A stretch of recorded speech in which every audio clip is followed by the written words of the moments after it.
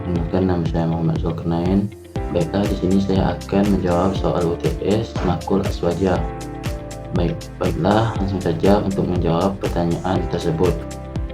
Apa yang Anda ketahui dengan istilah aswaja? Baik, di sini saya akan menjelaskan sedikit tentang yang saya ketahui tentang istilah aswaja.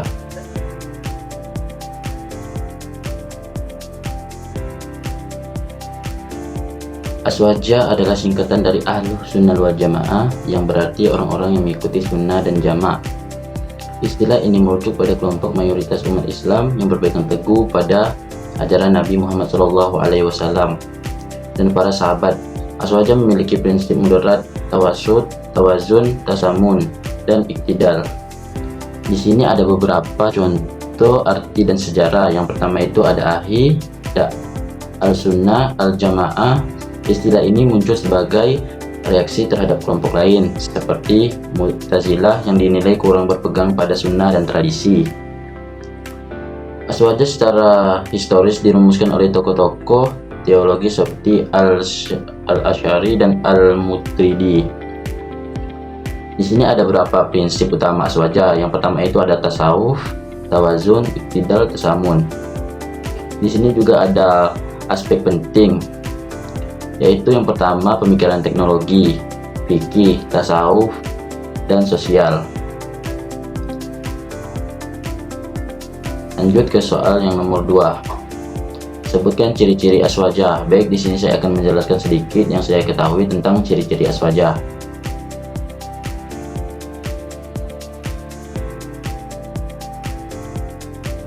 Ciri-ciri aswaja itu berpegang teguh dan sumber utama mengambil segala landasan ibadah, akidah, akhlak, dan muamalah hanya dari Al-Quran dan Sunnah, serta memahami sesuai dengan pemahaman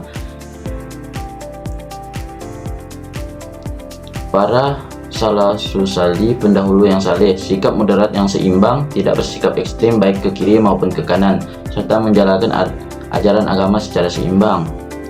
Tidak mengkafirkan atau membid'ahkan, tidak mengkafirkan, memfasikkan, atau membid'ahkan sesama muslim tanpa dasar yang kuat.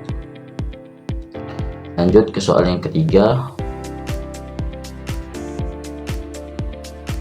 Bagaimana cara berpikir aswaja?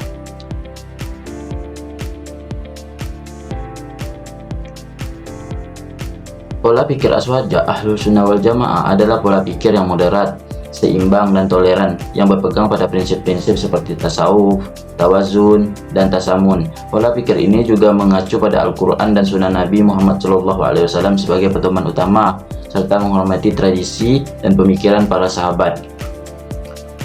Baik, lanjut ke soal keempat, yaitu mohon dijelaskan apa yang dimaksud akidah dan fikih aswaja. Baik, di sini saya akan menjelaskan sedikit apa itu akidah dan fikih aswaja.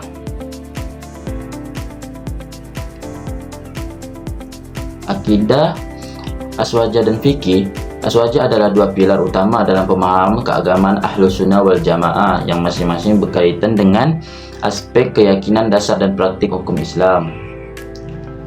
Yang pertama, akidah aswaja. Pengertian akidah aswaja adalah keyakinan Islam teguh dan pasti, yang pertama kokoh di dalam hati, tidak ada keraguan sedikit pun, serta bebas dari syubhat dan syahwat. Akidah ini merupakan fondasi atau akar dari pokok keimanan. Di sini ada prinsip dasar. Prinsip dasarnya adalah berpegang teguh pada Al-Quran, Sunnah Nabi, dan petunjuk para sahabat serta ulama salaf yang saleh. Tokoh dan mazhabnya dalam perumusan psikologis, aswaja mengikuti metodologi berpikir dua imam utama, Imam Abdul Hasan Al-Asy'ari dan Imam Abu Mansur Al-Muridi. Ajaran pokok sering diringkas dalam konsep-konsep seperti sifat 20, sifat 13, atau sifat 50 yang dikenal luas di pesantren. Fikih aswaja. Pengertian fikih aswaja berkaitan dengan syariat atau hukum-hukum praktis Islam yang mengatur perbuatan anggota badan dalam kehidupan sehari-hari. Fikih adalah manifestasi dari penerapan akidah yang kokoh, bentuk tindakan nyata. Sumber dan metodologi. Dalam bidang syariah, aswaja menetapkan 4 utama sebagai rujukan pemahaman keagamaan: Al-Quran, Sunnah, ijma, dan qiyas. Tokoh mazhab dalam praktik fikih aswaja menganjurkan untuk mengikuti mazhab salah satu dari 4 mazhab fikih yang diakui: Hanafi, Maliki, Syafi'i, dan Hambali. Lanjut ke soal 5.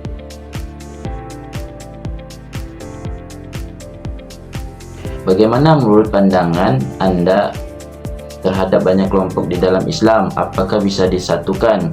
Baik, menurut pendapat saya sendiri,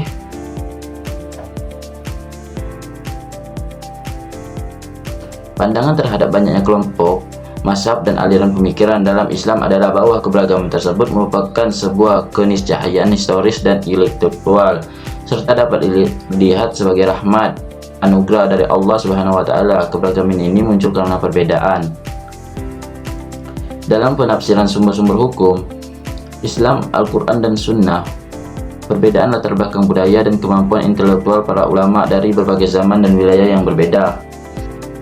Pandangan terhadap keagamaan kelompok di dalam Islam, rahmat dan keyakinan intelektual. Adanya mazhab fikih seperti Hanafi, Maliki, dan Hambali berfungsi sebagai metode untuk memahami ajaran Islam yang kompleks, bukan sebagai alat perpecahan bagi umat awam yang tidak memiliki kemampuan berijtihad mengikuti ulama atau mazhab tertentu dengan cara terbaik untuk mengamalkan ajaran agama secara benar.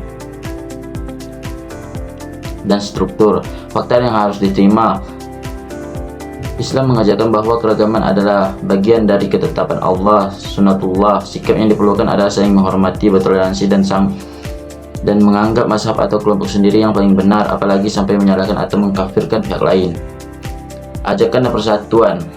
Meskipun ada perbedaan, Islam menekankan pentingnya menjaga persatuan dan kesatuan umat. Fokus harus pada hal-hal mendasar yang disepakati bersama, akidah, dan merayakan perbedaan dalam masalah cabang sebagai cara yang sah dalam memahami agama.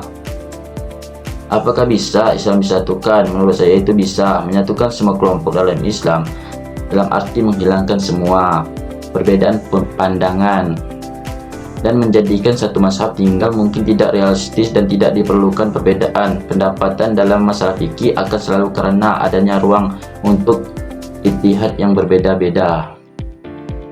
Baik, sekian dari saya, jawaban dari saya. Jika ada jawaban dari saya kurang memuaskan atau masih banyak kekurangan, saya hanyalah manusia biasa yang tidak luput dari kesalahan.